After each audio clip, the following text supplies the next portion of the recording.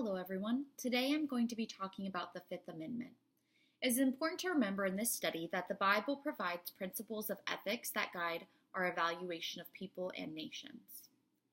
The Fifth Amendment states, "No person shall be held to answer for a capital or otherwise infamous crime unless a presentment or indictment of a grand jury, except in cases arising in the land or naval forces or in the militia, when in actual service in time of war or public danger.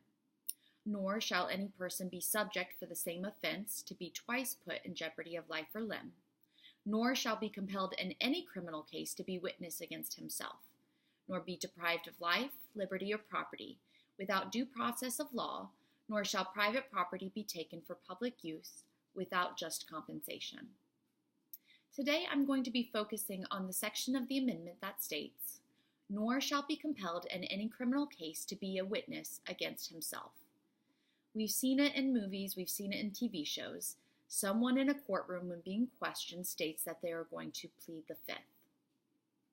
According to Stephen Salke's book, The Privilege of Silence, Fifth Amendment Protections Against Self-Incrimination, this idea can be traced back to the protections of the English courts and Parliament granted to religious dissenters that were forced to take oaths when they were called to court. They were used to force heretics to swear before God to truthfully answer questions before they even knew what their accusations were. Refusing to take the oath and speak was punished. Common law courts eventually sought to prohibit this method of interrogating and passed a law in 1662 that a person could not be compelled to confess a crime. These criminal procedures carried over to America, and colonists wanted to ensure that their individual rights in courts were protected by the Constitution. The original meaning was understood to affirm protection against improper methods used for gaining confessions. The modern concept of a witness's right to remain silent is now well understood and used in court systems today. There are numerous court cases that involve this section of the Fifth Amendment. One of the most famous is the case of Miranda versus Arizona. The United States Court's website briefly describes this case. Miranda was arrested in his home and taken to a police station where he was interrogated for 2 hours. This resulted in an oral and written confession. Miranda was eventually found guilty of kidnapping and rape. Miranda appealed, and among many of the arguments for this was that he was not informed of his right to remain silent.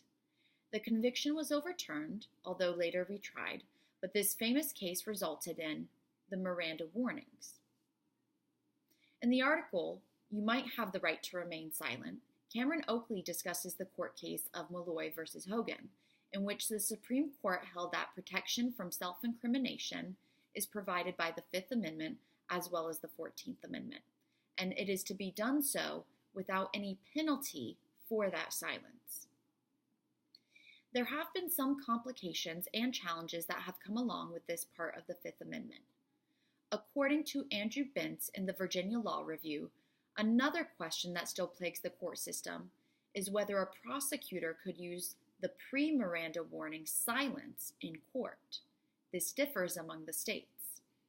There's also criticism that often plagues those who plead the Fifth, and some who state that pleading the Fifth is incrimination in itself.